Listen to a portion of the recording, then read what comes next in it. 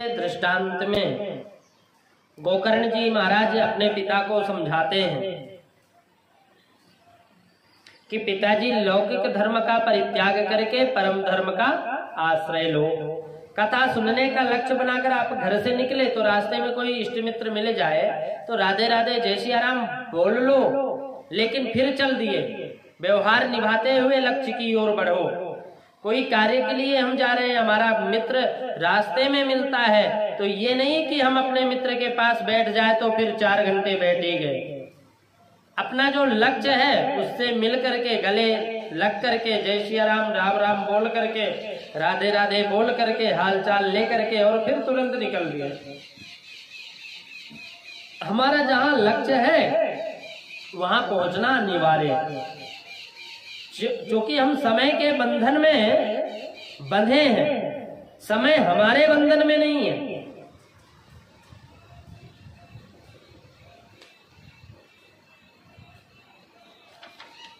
आए थे हरि भजन को और औटन लगे कपास। लक्ष्य क्या लेकर के आए थे? और यह मानव तन परम तत्व को पाने के लिए था, लेकिन जिसे पाने के बाद फिर कुछ पाना शेष नहीं रह जाता। रही बात व्यवहार की, तो जीवन चलाने के लिए थोड़ी जीविका का भी आश्रय ले लिया। अब कुछ व्यापार भी कर लिया आदि विवाह करके गृहस्थ जीवन बसाया और फिर उसका दायित्व निभाना चाहिए, परंतु जीविका जीवन के लिए, जीवन जीविका के लिए नहीं है। पर हम तो यह कर बैठे कि जीविका जीवन के लिए होनी चाहिए, पर हमने जीवन को ही जीविका समझकर समर्पित कर दिया। जीविका के लिए ही जीवन समर्पित कर दिया। अंतिम क्षणों तक जीविका का ही चिंतन करते करते जीवन निकाल दिया। भोजन देह यात्रा के लिए है और आवश्यक है, पर देह यात्रा भोजन के लिए आवश्यक नहीं है। यह शरीर भोजन के लिए आवश्यक है। यह शरीर भोजन के लिए धारण किया है या भोजन शरीर के लिए धारण करने किया है। आज हर व्यक्ति संपूर्ण जीवन अपनी जीविका में ही गंवा देते हैं। अरे जीवन का स्वरूप और लक्ष्य को ही भूल जाता है। जगत गुरु भगवान शंकराचार्य कहते हैं कि जन्मना उसका सार्थक है जिसका फिर कभी दोबारा जन्म ना हो, और उसी प्रकार मरना भी उसी का सार्थक है जिसका फिर दोबारा कभी मरना ना हो। उसी का जन्म मरण सार्थक है जो भगवत प्राप्ति के लिए जन्म मरण, भगवत प्राप्ति के बाद जन्म मरण छूट जाता है। परम लक्ष्य है, परंतु जिन माता पिता ने जन्म दिया है उनकी सेवा करो। मातृ देवो भव पितृ देवो भव, यह भी आवश्यक है। यह लोक धर्म है, परंतु संसार के विषय में हम इतने ना डूब जाएं कि जीवन के लक्ष्य को ही भूल जाए। गोकर्ण जी महाराज कहते हैं, पिताजी मानव जीवन का परम लक्ष्य है प्रभु का प्रेम, भगवत प्राप्ति। धर्मं भजस्व सततम त्यज लोक धर्मान सेवस्व साधु पुरुषान जहि काम तृष्णाम। गोकर्ण जी कहते हैं, पिताजी साधु पुरुषों की संगत करो, और संसारियों का संग करोगे तो संसार की कामनाएं होंगी। संसारियों की संगति से संसार चित्त पर चढ़ता है, और भगवत प्रेम से रंगे हुए भगवत रसिकों से यदि हम प्रेम करते हैं, संगति करते हैं, तो भगवत प्रेम आपके भीतर भी जागृत होने लगेगा। देखो, नेताओं के साथ में रहने वाला कई दिनों बाद वो नेतागिरी करना प्रारंभ कर देता है, अपने आप आ जाती है धीरे धीरे। पहलवानों के संग उठना बैठना प्रारंभ करो, पहलवानी आ जाएगी। अब जुआरियों के साथ उठना बैठना प्रारंभ करो, ताश पत्ते फेंकना भी आ जाएगा।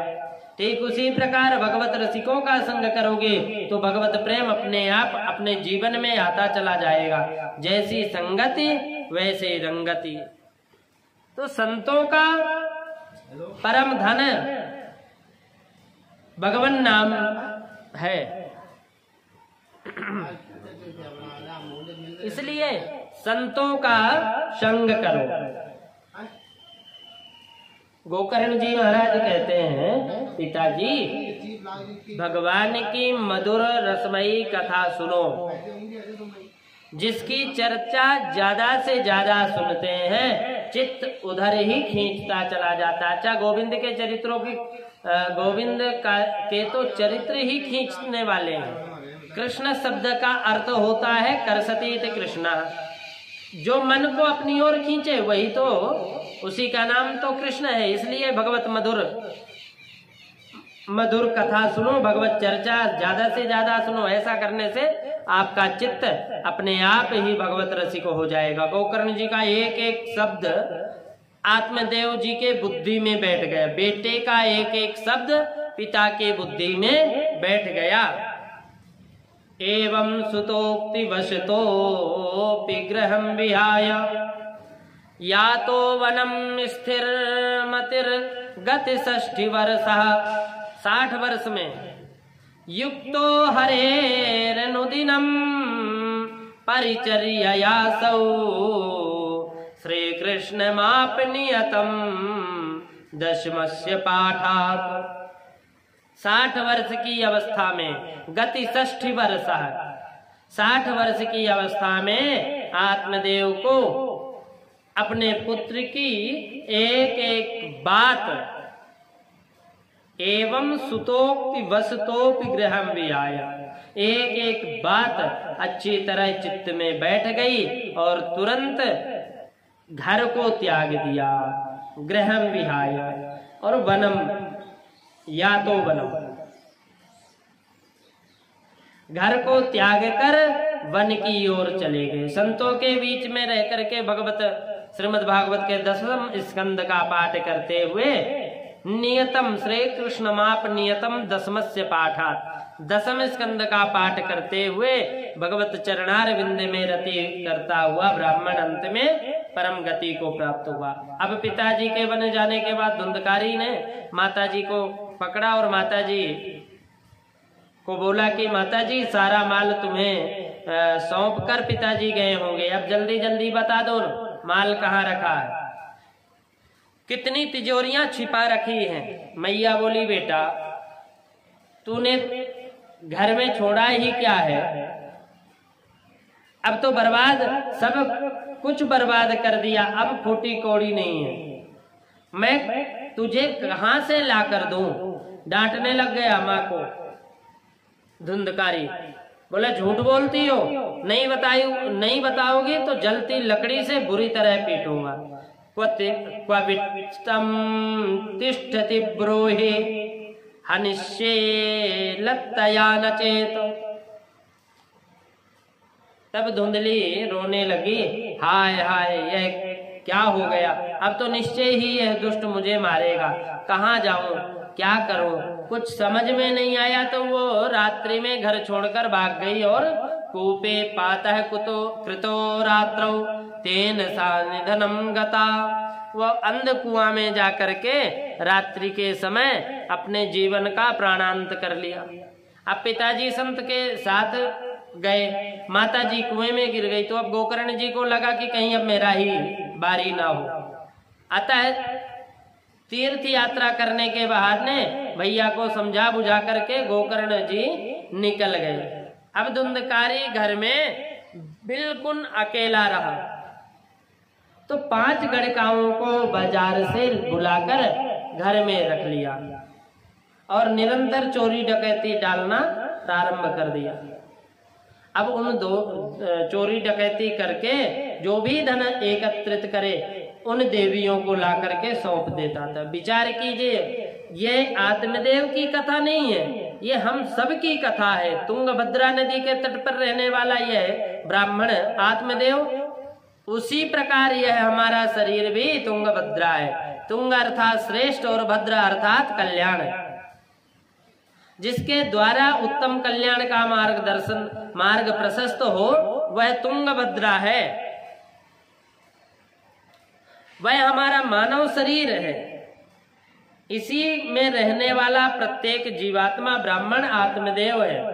देहात्म आत्मा देव रूपी जीवात्मा तो बेचारा भोला भाला है, पर यह संशयात्मिका जो बुद्धि रूपी उनकी पत्नी धुंधली है ना, बहुत खतरनाक है। एक दिन आत्मदेव जंगल में गया तो उसे भगवान की कृपा से संत का दर्शन हो गया, और संत ने जब संत को जब अपनी समस्या बताई तो संत ने बहुत समझाया, पर जब आत्मदेव ने नहीं मानी तो वरन आत्मदेव बोले हमें कुछ नहीं सुनना, हमें तो एक बेटा चाहिए। तो संत ने कहा ठीक है, यदि बेटा चाहिए तो यह फल अपने पत्नी को खिला देना, तो ध्यान से सुनना, बेटा हो जाएगा।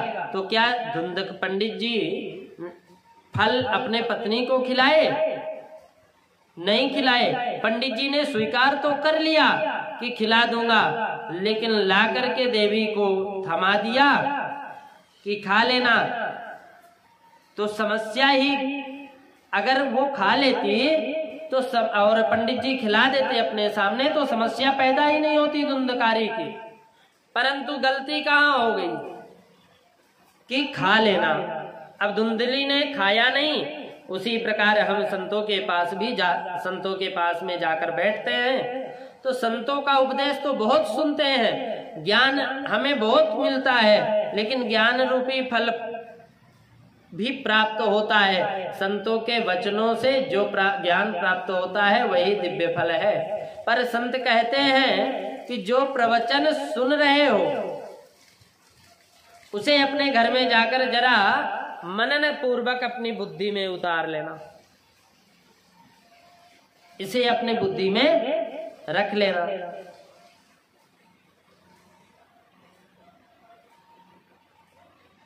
जीवन का कल्याण हो जाएगा। पर हम लोग कथा तो बड़े ध्यान से सुनते हैं और सिर हिला हिला करके सुनते हैं। महाराज जी बहुत बढ़िया कर रहे हैं कथा, बहुत सही कही, परंतु बुद्धि स्वरूपा धुंधली हर उस बात का खंडन करती है जो सत्संग में अच्छी लगी ना, अपने कुतर्क के कैंची से काट देती है। और एवं कुतर्क योगेन तत्फलम नैव भक्षितम, जैसे धुंधली ने कुतर्क करके फल नहीं खाया, वैसे ही सत्संग में संतों से प्रसाद प्राप्त हुआ ज्ञान दिव्य फल अपने कुतर्क की कैंची से यह बुद्धि रूपी धुंधली काट देती और उस फल को नहीं खाती। परिणाम क्या होता है कि धुंधकारी घर में आ जाता है। सत्संग को जब तक हम व्यवहार में नहीं उतारेंगे, आत्मसात नहीं करेंगे, तब तक यह अज्ञान रूपी अंधकार धुंधकारी हमें सताता रहेगा। परंतु एक बात ध्यान देने की है, भले ही धुंधकारी ने फल नहीं खाया, धुंधली ने फल नहीं खाई, पर उसी फल के द्वारा गोकर्ण जी पैदा हुए, इसलिए आत्मदेव को रास्ता उसी ने दिखाया। पंडित जी जाओ, गुरु जी आगे। उसी प्रकार सत्संग में अच्छी अच्छी बातें सुनने को भले मिलती हैं, कुतर्क की बुद्धि हमें वह ज्ञान का फल खाने नहीं देती, परंतु सत्संग के सूत्र समय आने पर जीव का मार्गदर्शन अवश्य कराते हैं। और एक ना एक दिन ऐसा समय आता है कि हमें कभी विचार करना पड़ जाता है कि किम कर्तव्य विमूढ़ता। अब जीवन में कब आ जाए कोई भरोसा नहीं है। जब आ जाए कि अब क्या करें, अचानक क्या हो गया और कहीं से हमें इसका जवाब ना मिले, तो ऐसा क्षण कभी ना कभी जीवन में एक बार आता ही है। तो वही सत्संग का कोई ना कोई सूत्र उसे मार्ग दिखाने के लिए प्रकट हो जाते हैं। हाथ में टॉर्च है, बिजली का प्रकाश है, तो आवश्यकता नहीं समझ में आती, लेकिन जब बिजली चली जाए तो टॉर्च का आवश्यकता समझ में आती है। प्यास लगी नहीं, पानी बहुत सारा है तो लगता नहीं, आवश्यकता नहीं है, तो ऐसा लगता है कि क्यों है ये पानी का भार क्यों है। लेकिन जब प्यास लगी हो और कहीं पानी न मिले तो वही पानी का पात्र हमें भार नहीं, पानी का पात्र हमें अच्छा लगता है। और पानी जब हम जब पीते हैं तो उसका महत्व तो समझ में आता है कि रखने से क्या महत्व है। हम किसी को खो देते हैं, कोई हमारे पास रहता है, तब हम उसको नहीं समझ पाते, लेकिन जब हम खो देते हैं, हमसे कहीं दूर चला जाता है, तो हमें समझ में आती है कि वो कैसा व्यक्ति था। धुंधली अपने को संभाल नहीं पाई क्योंकि सत्संग विहीन थी, उसका जीवन सत्संग विहीन था, इसलिए कुएं में जाकर के मर गई। और आए दिन छोटी छोटी गलतियों पे लोग आत्महत्या कर बैठते हैं। जीवन का महत्व तो समझा नहीं, सत्संग कभी किया नहीं, सो अब थोड़ी सी समस्या आई तो समाधान जब नहीं मिला, सत्संग में कभी बैठे नहीं, समाधान एक ही निकलता, आत्महत्या। फिर भटकते रहो कई वर्षों तक। इसी प्रकार गोकर्ण जी महाराज तो अब तीर्थ यात्रा में निकल पड़े। धुंधकारी 5-5 गणिकाओं को ला करके घर में रख लिया। धुंधकारी बहुत दुनिया को लूटा और लूट करके गणिकाओं को धन सौंपा। एक दिन इतनी संपत्ति लाया कि गणिकाओं ने विचार किया कि बहन अब ये धन संपत्ति तो बहुत सारा हो गया अपने पास, और कहीं ना कहीं एक दिन अगर ये पकड़ में आएगा, राजा के सिपाही इसको पकड़ेंगे, ये पिटेगा तो हम लोगों का भी नाम लेगा, धन का धन भी जाएगा और कारावास में हवा भी खानी पड़ेगी।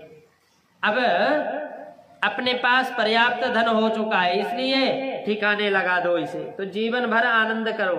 तो रात में ही धुंधकारी को नशे में पड़ा हुआ देखकर रस्सियों से बांध दिया, गले में फंदा डालकर जैसे ही पांचों मारने लगी तो धुंधकारी चिल्लाया। तुरंत एक गणिका गई और चूल्हे से एक आग के अंगारे भर लाई और धुंधकारी के मुंह में ठूस ठूस कर भर दिया। तप्तांगार समूहाश्च तन्मुखे ही विचिक्षुपो अग्निज्वालाति दुखेन व्याकुलो निधनम गतः।